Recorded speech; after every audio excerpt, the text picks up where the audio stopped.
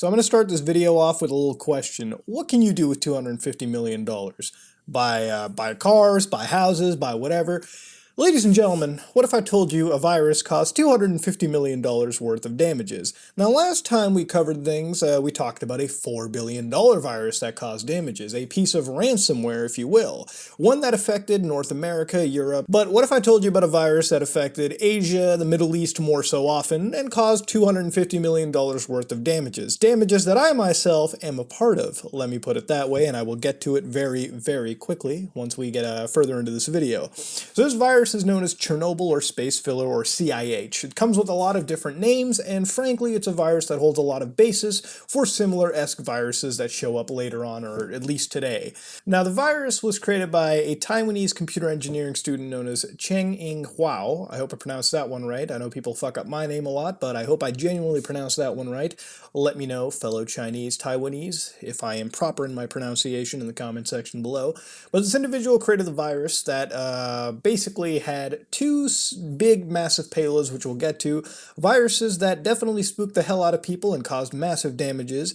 And initially it was believed that this virus was based off the Chernobyl incident because of its payload launch date. The actual virus launched after staying dormant on April 26, which for those of you who don't know is the date of the Chernobyl incident.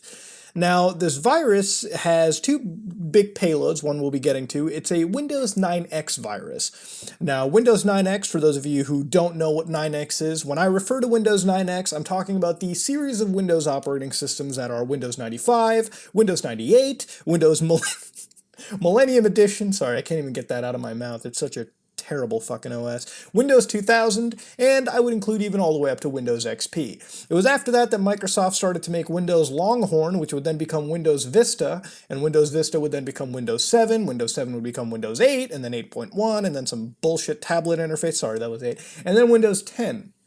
So that was the modern era of Windows operating systems, I would say, starting from Vista. It was when things really changed. Anything before that I would put in the 95, 98, 9X bubble, whatever. So anyways, Windows 98, it's a pretty successful operating system at the time. And viruses, in the beginning, there were not a whole lot of protections like there are now. Nowadays, I would say that it's pretty difficult to be getting infected by a lot of these bottom barrel viruses, just due to the fact that virus protection mechanisms and just the way computers work and general security parameters have improved so much that getting a virus is not even really happening. For example, if you have Windows 10, you probably are running Windows Defender if you don't have an antivirus. Nowadays, I would probably say Windows Defender is as good, if not better, than any other antivirus out on the market, and because it's built right into the operating system, it launches its security protocol so fucking far up your ass that you don't have to worry about getting infected, generally. Can you screw it up? Yes. Running programs as administrator mode, that random program you downloaded off the internet, can still fuck you over. But generally, it will help you. In fact, trying to run this virus on a Windows Defender-enabled computer will actually not even allow Windows Defender to store that file on the hard drive for over a picosecond. It's just going to get rid of it immediately. So running a virus like this nowadays is something you don't have to worry about, although you can still screw up your computer because viruses like this have been upgraded. There are similar viruses, space filler, destructive viruses that we'll get to. Now, for the purposes of this video, for CIH's analysis, I built myself a Windows 98 virtual machine. Windows 98 I picked in particular because of the 9X variant and just because I like Windows 98. It's a really fun operating system, okay? I played some Duke Nukem 2D on it, some Doom on it, and I had a good time, and then I realized it was time to fuck up this computer, or this virtual computer, in respect. Now, installing Windows 98 wasn't too big of an ordeal. You need about a boot disk. For this virtual machine, we had about 512 megabytes of RAM. The CPU was most likely being emulated down to, I think, maybe a Pentium 3 at the time. I think Pentium 2 maybe it was emulating to, and it had about 8 gigs of storage space. At the time of Windows 98 its release, that's a pretty good computer. I'm not sure many computers back in the day would even conceive of having 512 megabytes of RAM unless you were like a super enthusiast. So anyways, we had our virtual machine set up and we were ready to go. Now the next was actually getting the CIH virus, and this can be a little tad interesting if you're into virus analysis or you're into this kind of stuff. In order for me to get this virus, I had to look up the source code for it. For those of you who don't know, CIH has a purely accessible source code. You can actually download it and look at the innards of the source code in assembler format. So let's go down to how assembler works just really quickly. Beyond you, you'll be seeing what I was looking at. I was looking into the source code myself. I had to compile this into a program, so therefore I could launch this onto a virtual machine. Before that, you really can't do much with source code until you compile it. Basically, what source code is the general blueprint of the program you're using. So when you hear things like open source, it means a program that is open source is a program that you can easily look into completely, down to its bare naked details. Closed source is a type of program that you just can't see the inner workings of. Quick comparison is if you have an Android device, the Android operating system, to my knowledge, is an open source operating system. So if you wanted to see how an Android operating system works, you can look at the source code and get a general idea from it, versus Apple's iOS platform, which is closed source. So if you wanted to look at how an iPhone works, tough shit. Apple doesn't want you to look at it, okay? You can go fuck off. Anyways, with all that put aside, let's go down to opcodes really quickly. So when you're looking at the assembler data over here, basically it's a proper interpretation of the virus's opcode mechanics. So if you don't know what opcode is, essentially when you're talking about your computer or your processor's, your microprocessor's type, your microprocessor's layout, your build, your hardware, but what its instruction set is, in this case x86, 64, x86, before the 64 variant was really a thing to it.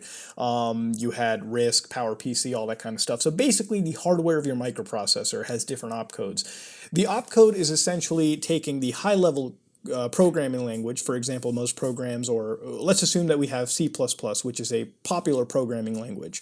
It's what you make your programs out of, right? So the web browser that you're using was written using C++, Java, whatever.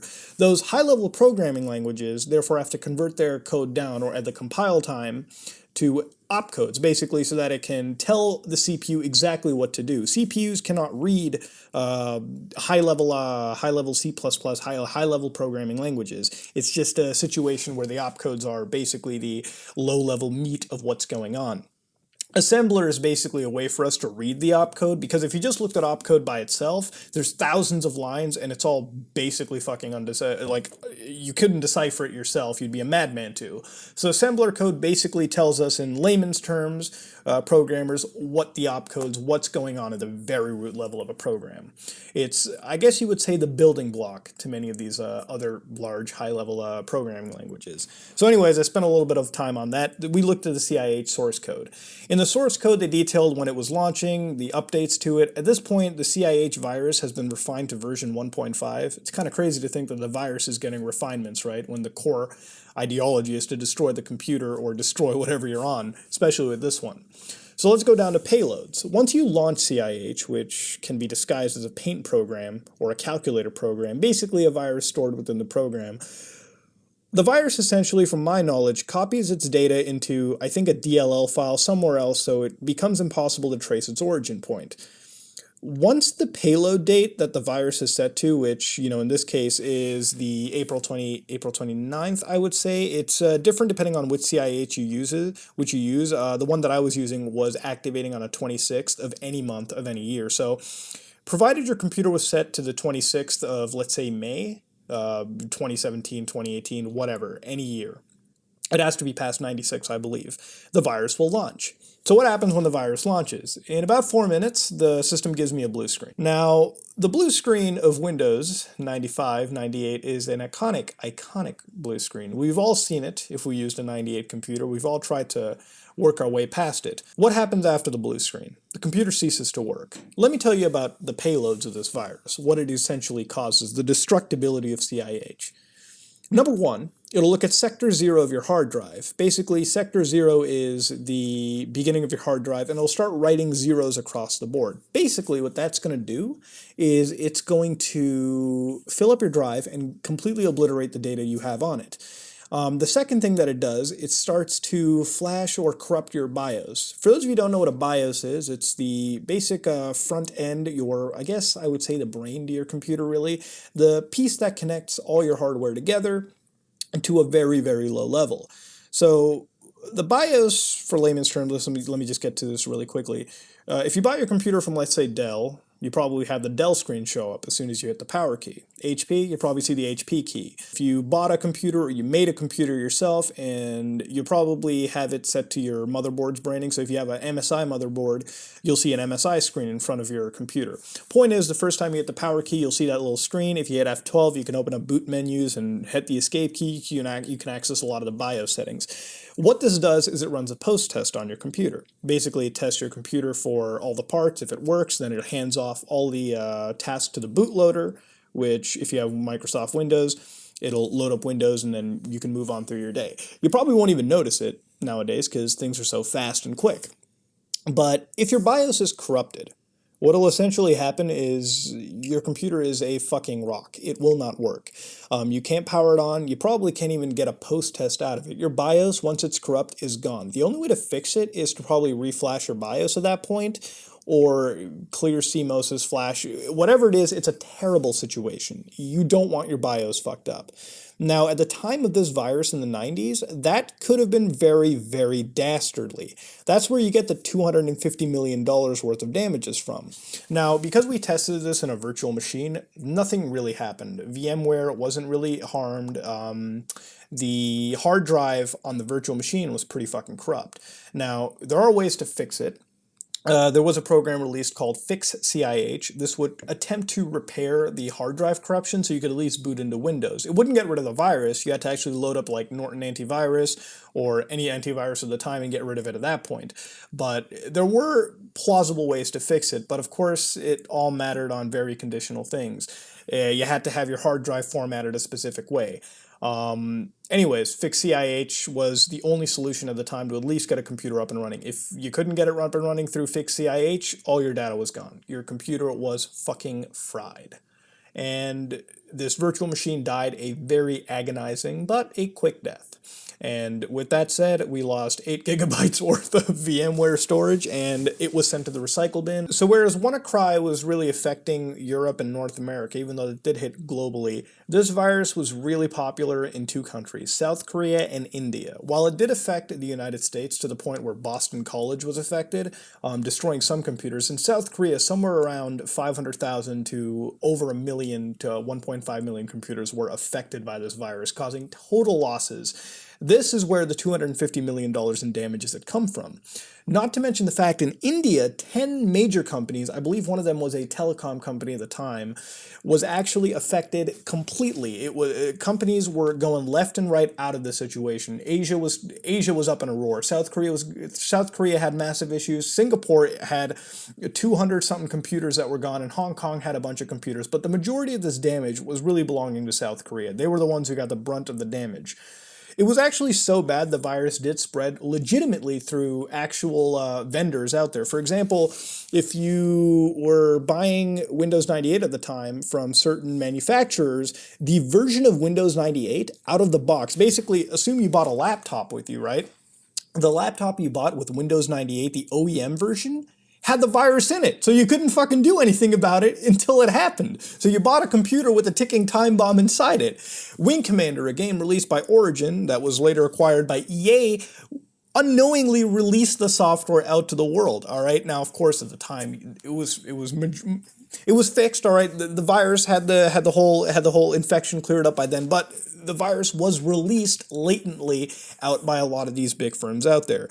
Gaming magazines out of the time released these demo CDs. For those of you who are too younger, you don't remember, but back in the day, if you bought a gaming magazine, whether it was like PlayStation Magazine, for example, they would come with these demo discs. PC gaming magazines came with demo discs that had a bunch of games on them.